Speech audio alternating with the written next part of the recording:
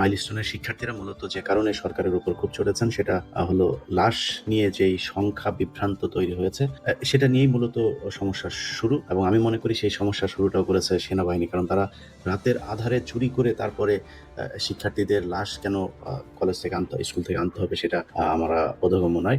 এই বিমানগুলা কেনা হয়েছে দুর্নীতি করার জন্য।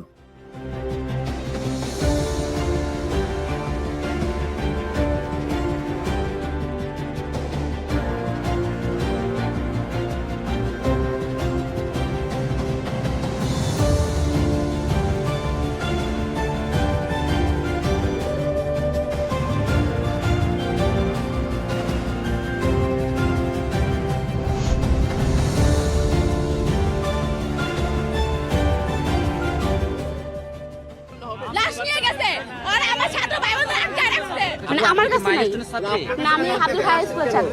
এটা কোথায়? এটা স্কুলবাড়িয়া রানাগুলা।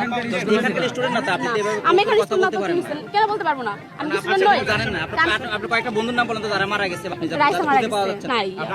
রাইসা মনি তো জি কালকে তার ফ্যামিলিটা লাস্টে পেয়েছে। পাইছে পাইছে পাইছে ওটা আমি জানি না। 200 প্লাস মারা গেছে। আমি প্রত্যেকদিন ইউটিউবে, আমি প্রত্যেকদিন ফেসবুকে আমি দেখছি, আমি প্রত্যেকদিন ইউটিউবে, আমি প্রত্যেকদিন ফেসবুকে আমি দেখছি। নিলাম যে 200 জন মারা গেছে, 200 জনের পরিবার তো থাকবে, তাদের পরিবাররা তো কেউ পরিবারগুলো কি খুঁজতেছে না? পরিবারগুলো কি খুঁজতেছে না? আমরা পাইনি।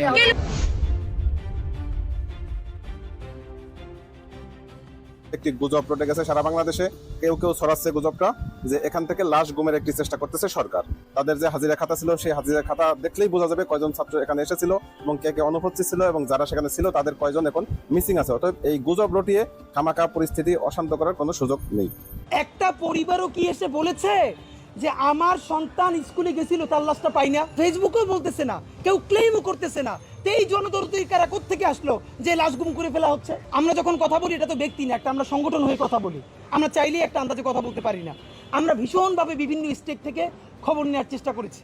এখানে ক্লাস হয়, কোন কোন বাচ্চা এখানে, কোন কয়টা বাচ্চা ছিল সেটা তো বের করা খুবই ইজি। কিন্তু আমরা বলতে পারি যে এই কজন পাওয়া গেছে, এই কজন নিখোঁজ, এই কজন ভালো আছে বা এই কজন নাই। তো এটা আসলে করাটা খুবই ইজি, আর আমরা চাইলেও কেউ সেটাকে বন্ধ করার কোনো সিস্টেমই না। ক্র্যাশ সাইটে এক ধরনের অশান্তি বিরাজ করছে, এটা সত্যি দুঃখজনক। অনেক গুজব চলছে, এই গুজবে কান দিবেন না। আমরা প্রতিদিন যখনই আমাদের কাছে যে কোনো আপডেট আসছে আহত নিহতর, সেটা আমরা সাথে সাথে ISPR এর মাধ্যমে আপনাদেরকে জানিয়ে দিচ্ছি। এখানে লুকোনোর বা গোপন করার কোনো বিষয়ই নাই। কার কাছ থেকে লুকাবো? আপনারা আমাদের দেশের মানুষ, আমরাও এই দেশের মানুষ।